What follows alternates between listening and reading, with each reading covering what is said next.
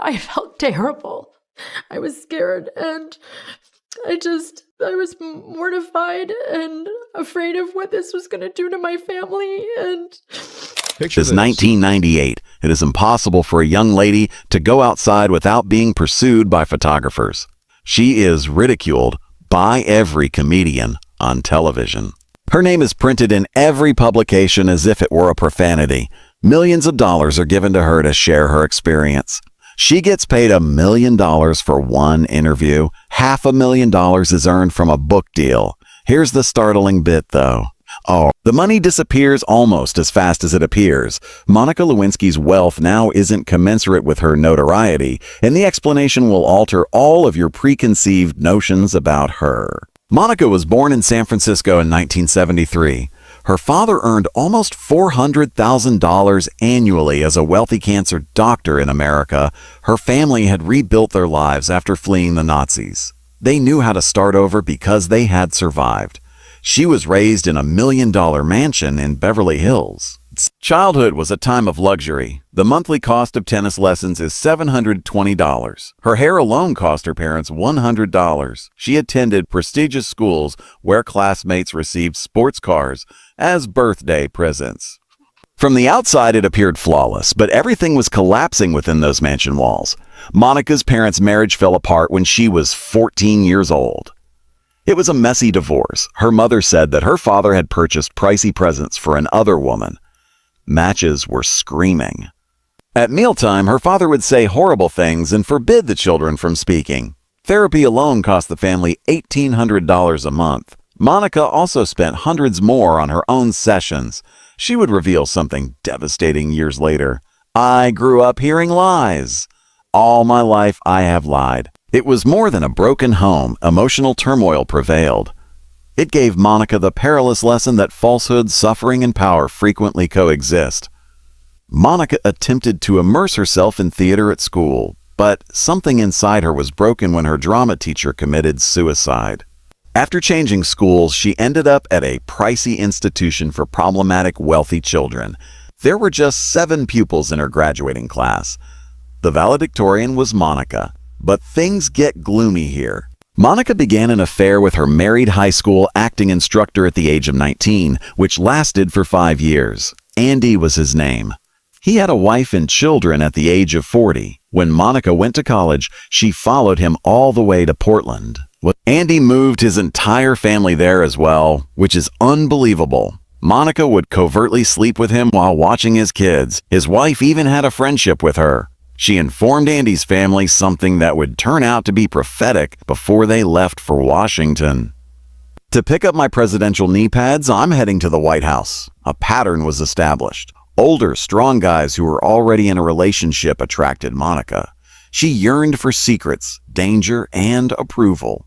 Monica obtained an unpaid internship at the White House in 1995, shortly after graduating from college with a degree in psychology. She was inexperienced in politics. Her mother's rich connections helped her land the position. Then November 1995 arrived. The government shut down. Monica and other unpaid interns remained when the majority of the crew went home. The West Wing was almost deserted. President Clinton began to take notice of her at that point. Her age was 22. He could have been her father at the age of 49. She realized that the world's most powerful guy was staring at her. Monica saw that her underwear straps were visible above her jeans at a little birthday celebration. Clinton was looking, she noticed. She decided against fixing them. It was a sign the attention was noticed. Monica was getting more FaceTime with the president than senior staff, according to one advisor's joke. Others were agitated. They made a covert attempt to relocate her to a different building, but it was too late. Everything changed on November 15, 1995. In the afternoon, Monica walked into the White House. She departed for a short while, returned around 5 p.m., and stayed until after midnight. The president was also present. Their schedules couldn't be more compatible. Their relationship started that evening. 9 love encounters occurred over the course of the following 18 months. The majority took place in or close to the Oval Office. Eventually, she was able to recall her phone numbers. He would commit them to memory. They were often exchanging gifts. She gave him books and fancy ties. Nice. He gave her cuddly animals and poetry. One present held particular significance, a picture of him in a tie she had given him framed. Late at night, he gave her a call. Left notes expressing his longing for her. At least 3 calls were recorded. Monica went down hard. She thought she was unique. Selected. It even crossed her mind that he may desert his wife for her. Then February 28, 1997 arrived. Something that would turn out to be the most well-known piece of evidence in American history occurred at one of their last meetings. Clinton's navy blue outfit was stained. She was unaware. That next evening, she went to dinner wearing the dress. When she saw the stain months later, her friend Linda Tripp advised her not to clean it, referred to it as an insurance plan to prevent her from wearing the outfit again. They even persuaded Monica that it made her look overweight. The president's denials would be destroyed by that clothing. The White House staff had had enough by April 1996. Unofficially to get Monica away from Clinton, they moved her to the Pentagon, formally for inappropriate behavior. However, the affair persisted over the phone. Monica remained hopeful that he would leave Hillary. Clinton put an end to it in May 1997, but she was shattered by the way he did it. He told her that since turning 40, he had tried to be faithful despite having hundreds of affairs, that she was just another lady in a long line dawned on her. Monica met Linda Tripp in the Pentagon. Linda was more than 2 decades older and took on the role of a mother. Feeling vulnerable and hurt, I had entire faith in her. Although she told Linda everything about the romance, Linda was surreptitiously recording more than 20 hours of their phone conversations. Monica poured her heart out without realizing that someone she thought of as a friend was betraying her. The calls weren't merely recorded by Linda. She spent more than 100 hours working with investigators, using Monica's own words to construct a case against Clinton. At their last lunch together, she even wore a wire. President Clinton and Hillary stood side by side at a White House platform on January 26, 1998. With the world watching and cameras rolling, he uttered the words that would follow him for the rest of his life. "No, Miss Lewinsky, I didn't have sex with that woman." He simply referred to her as that woman and never mentioned her first name. Monica had been reduced to a political issue at the age of 24. The tale had gone viral 9 days prior. Monica became the most talked about woman in America overnight, and not in a positive manner. Her building was encircled by cameras. She was confined to her mother's flat. Her attire drew criticism. Every action she took was monitored. Every night, comedians made fun of her. "I was possibly the most humiliated person in the world," she subsequently stated. Nor was she exaggerating. It was the early days of the internet. Monica was the first to be subjected to widespread online humiliation. She was the first significant casualty of the already nasty online community. The White House has a strategy in the background: make Monica appear insane. She was portrayed by Clinton's staff as unstable, delusional, and obsessed. She was described as a narcissistic Looney Tune by Hillary Clinton. The script was taken up by the press. Before long, Monica was being referred to as a homewrecker, a liar, and a stalker. Not only was Clinton being protected, but Monica's credibility was being destroyed as well. And it was successful. The general populace was unsure of what to trust. Monica was unraveling in private. She was unable to eat or sleep. The idea that tormented her was straightforward and horrifying. "I'd like to pass away." Her mother was always by her side. When Monica took a shower, she left the bathroom door open and remained near her bed at night. She feared her daughter might die as a result of the humiliation. Monica consented to appear before a grand jury in 1998 in return for total immunity. Since she was telling the truth, she could not be accused of perjury or obstruction of justice. It was Clinton's turn next. He provided testimony that will become part of history on August 17. He made an amazing statement when questioned about his denials. He wasn't kidding, but it depends on what the word means. He asserted that his refusal was technically correct if it was intended at this moment. It was different, though, if it meant ever. Congress wasn't laughing, but people were in disbelief. The House of Representatives voted to impeach President Clinton on December 19, 1998. on allegations of perjury and obstruction of justice, both of which were directly related to Monica. However, he remained in office when it made it to the Senate. The votes were not enough. Even though Clinton remained president, his name will always be associated with impeachment. Monica met with Barbara Walters on March 3, 1999. In TV history, it became the most viewed news program.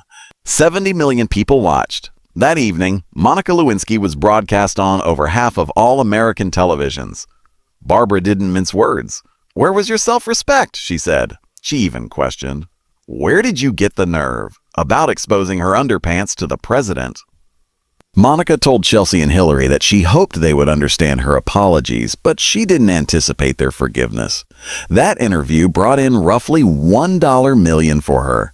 Subsequently, her book became the #1 bestseller, an additional $500,000. What no one discusses, though, is where all that money went. Jenny Craig made Monica a $1 million public weight loss offer in 2000. The reaction was instantaneous. The campaign was canceled. She only received $300,000, 70% less than what was promised. She attempted to start a handbag company. She traveled to overseas production, created the bags herself, and had them carried by high-end retailers. At last, fashion journalists paid attention to her creations rather than her history. However, the company waned. The shadow of the affair was too great. She hosted a reality dating show with guys wearing masks in 2003.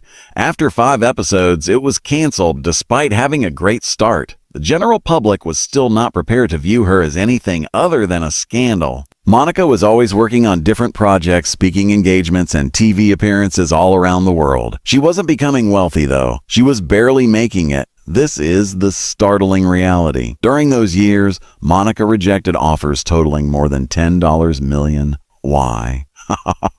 Since they all wanted her to take advantage of her scandal, she refused to let the darkest experience define her existence. Following 16 years of silence, Monica penned a stirring article for Vanity Fair in 2014. The passing of Tyler Clemente, a kid who was publicly ridiculed online, was the catalyst for her speech.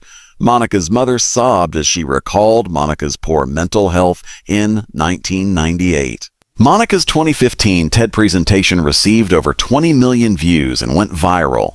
She referred to herself as the victim of online public humiliation. People listened differently for the first time. She was no longer a joke. She had something significant to say as a survivor. Monica was a serious Hollywood producer by 2021. The Simpsons studio agreed to a deal with her company. The show on her own scandal, Impeachment: American Crime Story, was produced by her. However, she was in charge of her creativity this time. She was no longer merely getting by. She was constructing something. Monica isn't worth $50 million, despite what some people say. Her estimated net worth as of 2025 is $1.05 million, and she had to work hard to earn every dime. Do you recall the millions mentioned in the book and interviews? They have long since vanished. Years of treatment, security, legal bills, and the price of becoming America's most humiliated person. Here's what sets Monica apart, though. She opted for honesty above quick cash. Because those proposals wanted her to remain a victim, she declined $10 million. She declined. She now earns money through production deals, advocacy work, and speaking engagements. She started a podcast called Reclaiming, in which she offers support to people who have experienced public humiliation. Taylor Swift is the podcast guest of her dreams, someone else who understands what it's like to be publicly humiliated. "I finally realized I couldn't run away from what happened to me," Monica once stated. "I had to incorporate it. Consider that." She made a horrible mistake at the age of 22 with a strong man who should have known better and protected her, the President of the United States, who was old enough to be her father. Instead, he took advantage of her and threw her away like trash. She was attempted to be destroyed by the White House. She became a joke thanks to the media. She became the first person to be publicly humiliated on the internet. She considered passing away, but she lived. She turned her suffering into meaning rather than merely surviving. She started advocating against bullying. She supports people who have experienced public humiliation. She creates intelligent articles on challenging topics. The girl that the president referred to as that woman is now a woman who is in charge of her own narrative. Monica Lewinsky did indeed make mistakes. She had a married man with whom she had an affair. She was 22 years old, but she lied about it. Working for the world's most powerful man who pursued her, took advantage of her, and then allowed his crew to destroy her in order to protect himself. Clinton remained in office. Speaking fees brought him millions of dollars. His wife nearly became president before becoming Secretary of State. Today, their value exceeds $120 million. Monica had to struggle for every cent of her $1.05 million. Because of her name, she is unable to obtain a regular employment. Because everyone is aware of her tale, she is unable to maintain a normal relationship. She is unable to forget what transpired when she was just graduating from college. This is what's noteworthy, though. She doesn't harbor resentment. She's not trying to hide. She is helping others by applying her experience. She is evidence that you can find purpose in life even after enduring the most humiliating public humiliation conceivable. Keep this in mind the next time you hear the name Monica Lewinsky. She is more than simply the scandalous woman. She is the lady who made it through it, who refused to be quiet, and who utilized the worst experience of her life to help others. She earned something more valuable than money, her dignity, her voice, and her truth. But she lost millions by refusing to take advantage of her suffering. And Monica Lewinsky made a different decision in a society where people will stop at nothing to gain fame and wealth, where people sell their souls for a reality show. She decided to recover. She made the decision to assist others. She made the decision to rise beyond her darkest hour.